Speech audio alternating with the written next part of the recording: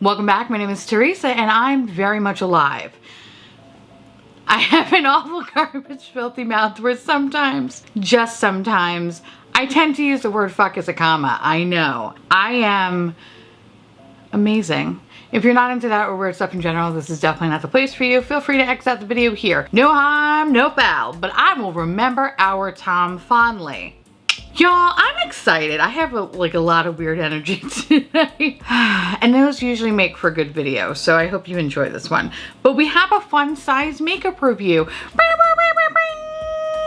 Love me a good air horn in the afternoon. We have 3 brands we're going to be talking about. The first brand will be Jaclyn Cosmetics. I don't know why I felt like I needed to do that, but I felt like I needed to do that. Then followed by Nosta Beauty. And last but certainly not least, we have Glaminatrix Cosmetics. So I guess this is kind of like an indie episode. Do we consider Jaclyn Cosmetics indie? I guess so, but they're an Ulta. Is it indie? I don't know. Tell me in the comments below what you think Jaclyn Cosmetics. I guess it's indie, right? Influencer indie makeup. This is the chock full indie episode. Chock full indie episode. Chock full indie episode. Sounded weird, but also sounds like a delicious snack. Without further ado, let's talk about Jaclyn Cosmetics first. Earlier in May, Jaclyn released a bunch of complexion products. I purchased this during the launch and I have been taking my time with it because listen, a lot of these products have heavy claims and your bitch likes to do her homework, okay? So I'm gonna start with the first product, which is the Last Act. What the fuck is it called? I'm gonna call it the Last Crusade, but it's not that. It's the Last Act Translucent Setting Powder. Yes, that's what it's called. It's this bubby right here. So this product retails for $28 and it comes in one motherfucking shade and I cannot open it. This is what she looks like here. It's described as the superfine powder is infused with subtle pearl pigments to give a soft blurring effect that sweeps over makeup without disturbing all your hard work. For me, I find the packaging really cute. And I think out of all the products that have come out for the past year and change, this is probably the best version of it. I don't know, they don't feel as bulky as the blush highlighter duos. A little thinner, a little bit more compact. I mean, of course, their powder is a little bit thicker, but overall, I just like the aesthetic of these more. That being said, this powder reminds me of a powder that I used to use a few years ago from NARS. I think it was called light reflective powder, light reflecting powder. I don't know, it's this fucking thing right here. But I stopped using it because it actually kind of started giving me a little bit of a white cast. And that's kind of what this product does for me. And it's the kind of white cast where you start to question if you crossed into the other side. Like, I'm not ready to leave this world just yet. You know what I mean? Carol Ann going to the light. All right, sorry.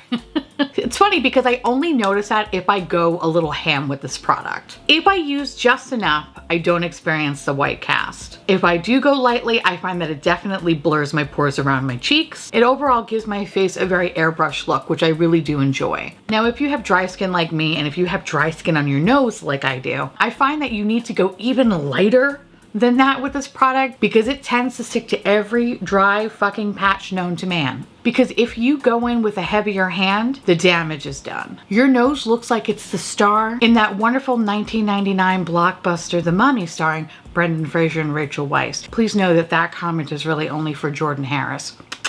Love you.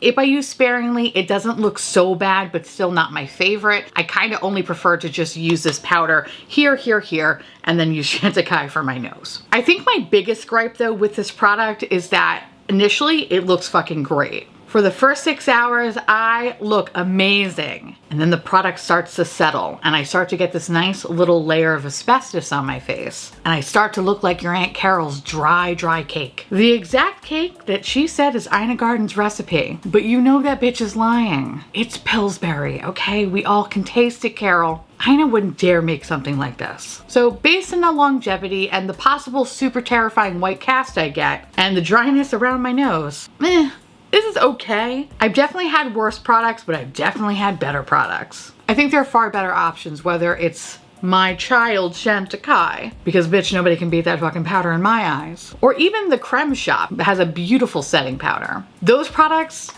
are better than this one, so I would say skip on this one.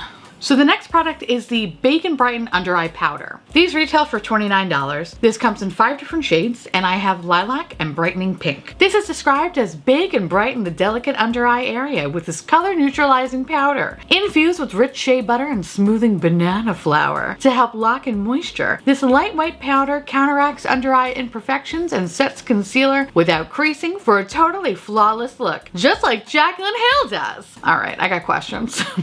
I will be honest to say that I had no expectations with this product, or shit any of the fucking stuff that I picked up from this launch, because I've been burned before by this woman. And I'm not talking about Lipstick Gate, I'm talking about motherfucking Morphe, that goddamn Vault collection. I'm still mad about it, all right? I have to say, I actually really like this product.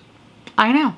But I don't like it for its intended use. I think for the under eyes, yes, it brightens like a motherfucker. I will not deny that. It brightens so much so, it looks like you have permanent fucking sunburn, okay? You have to be careful with it. Initially, when I swept this under my eyes, it looks so fucking beautiful. It's stunning, bitch. Stunning. But give it an hour, and then every fucking crack and crevice and little chicken skin you have under your eyes will be fucking prominent, and it's like a full-on fucking parade, all right? Everybody's showing up. Dry patches you didn't even know you had, bitch, they're showing up. Hi, editing me here. I wanted to include these 2 pictures because as I'm editing this, I realized, you know, my fucking under eyes don't look so bad after all. I can assure you that in person, it looks differently. So I'm glad I took a couple of pictures. Even though my face looks really weird, I'm serving you lead actress in a B-level horror movie, okay? Anyway, don't mind my face. Look under my eyes. You can see the cracks going through. You can see my San Andreas faults, and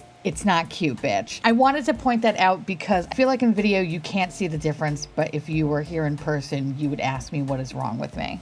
Thank you. I don't understand how this powder sucks out every bit of moisture I have in my face. It technically in the description it's supposed to be the opposite, but it literally takes everything I have. It's taking my life force as we speak. So with that said, under the eyes, that's a no for me, dog. And it's an absolute shame that Becca is going out of business.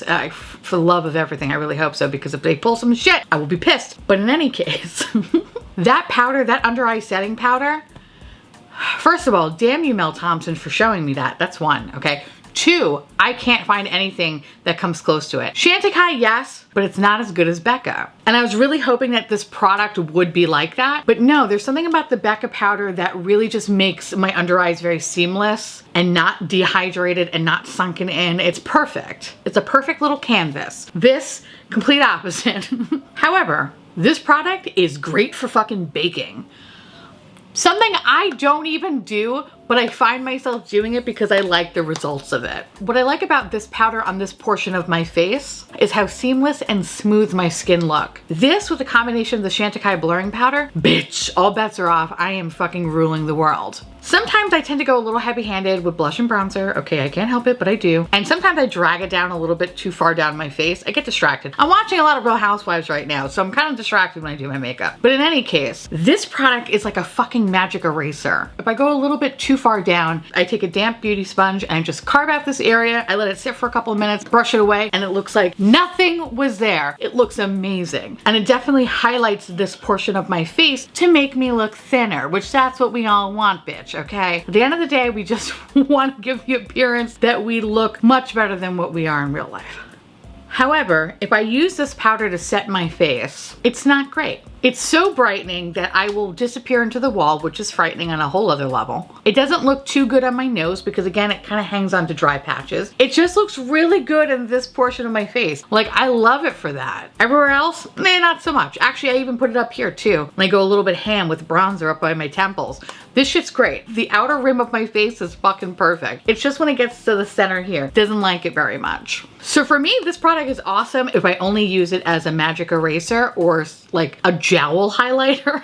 I guess that's probably the best way to call it. I don't know. Now, I do have 2 shades and I mean, I really probably only could have used 1. I like the brightening pink more because it's meant for those that are cool tone goblins like myself, but you do have the brightening lilac, which is good for fair skin, but if you have more of a yellow undertone to it, I find that this kind of leaves a little bit of a cast to my face, so I prefer the brightening pink. I highly recommend checking this kind of product out, especially if you're looking for kind of like a magic eraser sort of thing, and I plan on buying a bunch of these after this video because I really enjoy this. I'm actually pleasantly surprised. Next to that highlighter palette, this I think might be my favorite thing that she has ever released. This is fucking great. Now the last product in this collection is the Face It All Brightening and Setting Palette. This retails for $39. It comes in 4 different shades and it's described as brighten and set your complexion with 4 pressed powders infused with smoothing banana flower powder to create a silky, soft focus effect. With 4 versatile shades, Face It All can be used over liquid or cream products to brighten and set or be worn alone to blur and perfect. I don't like this product. I don't like this one at all. I think I'm gonna see if I can return it, honestly, because this is probably the one that I will never really pick up because it doesn't do anything for me. I will say what is very, very frustrating about this particular launch is that there were no videos on how to use these products, like at all.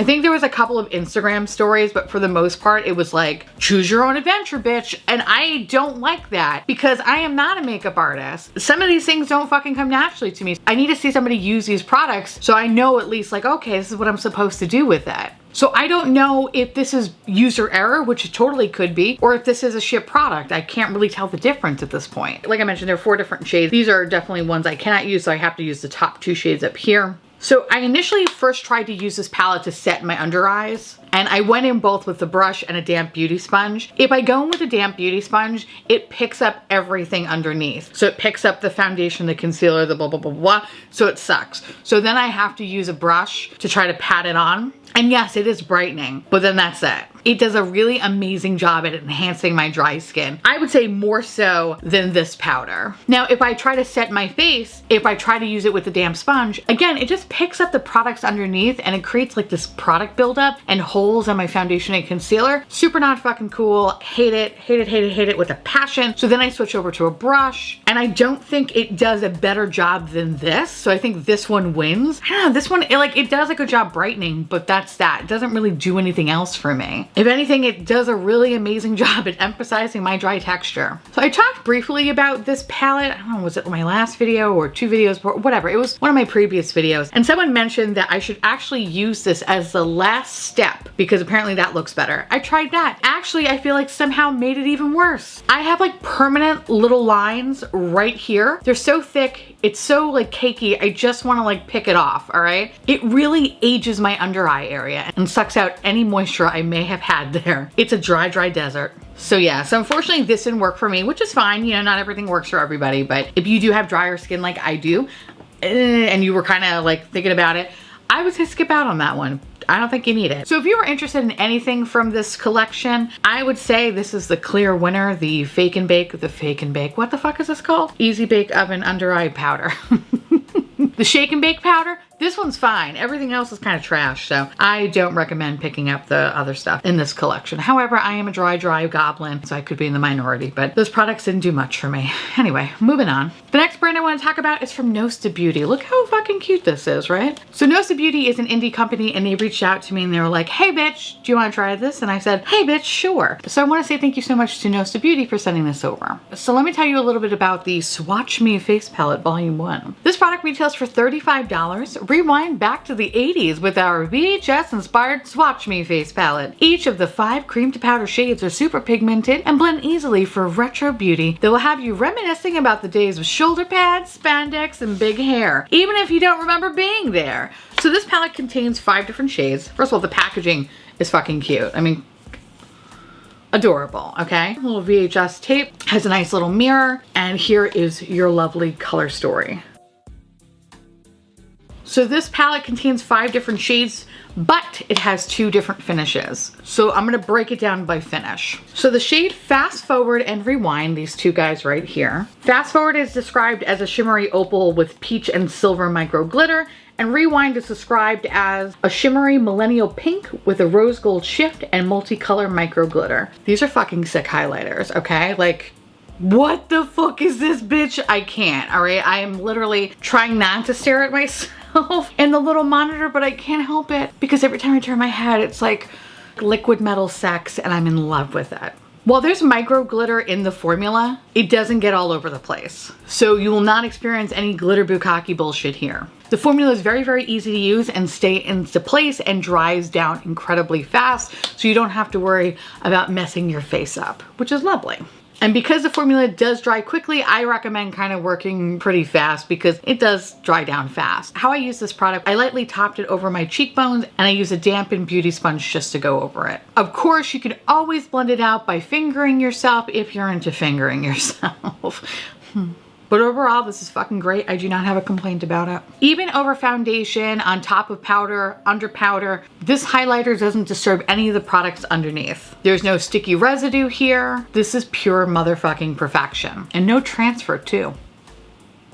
I say if you look like me, uncooked chicken, or basically a see-through fish at the bottom of the ocean, you're gonna love Fast Forward. The shade Rewind has a slight cast to it. So I think this is probably meant for someone that has like deeper skin tone than someone that looks like a fucking piece of loose leaf paper. Have fun with that, friend. You'll love it. But if you are like me, definitely stick to Fast Forward. Now the remaining shades in the palette are these three here. You have Play, Pause, and Stop. Play is a matte grape magenta, Pause is a terracotta rose, and Stop is a hot red. So I use all of these shades primarily as blush, but you can use them as lip shades as well. I'll be very honest to say that these colors are, you know, they're a little daring for me. You know me, I'm a basic ass bitch. And I usually shy away from brighter colors when it comes to face palettes. Bold colors scare the shit out of me unless it's eyeshadow. That's where I feel comfortable. So at first, I didn't really know how this was gonna work for me. But as a blush, I love it. It's incredibly pigmented and very, very easy to use. I was actually a little bit scared because it is really pigmented. So how I would use it is I would take a little bit of product, then tap it onto the back of my hand, and then lightly tap it onto my face to build up opacity. Of course, again, much like the highlighters, you can blend it out with your fingers if you want to finger yourself, or just take a sponge to blend it out into the skin. Much like the highlighters, these products do not lift any of the products underneath, so you can put them over powder, under powder, whatever you want to do. It doesn't disturb anything, which is fucking great. This is a matte product, but it doesn't dry down to cement. It melts perfectly into the skin. And the longevity on the cheeks is fucking fantastic. I was amazed at how long lasting the blush was, as well as the highlighter. I didn't notice any fading until well after the 8-hour mark. Now I applied the matte shades as a lip, and like they're okay. They're not really my favorite. They kind of reminded me of the cream to powder formula that Kaleidos just came out with, but I like that Kaleidos formula because it feels really comfortable in the lips. This product on my lips, they feel a little bit too drying, and it's just not the kind of formula that I gravitate towards. What I do like about the shades as it being lipstick or blush is that you can actually combine all the three colors to make your own color, which is really nice. All the colors play very well together. However, on the lips, I'm just not a fan of like the sheer opacity. Even when building up the product on my lips, it kind of reminds me of when you have lipstick on a little bit too long and it looks kind of faded and you should retouch it up. Like it looks a little bit off. Like that's kind of like the feel of it. I don't know, it just wasn't my cup of tea. I know there are definitely people that like that lip stain faded kind of look. It's just not for me. As much as I really think this is cute, just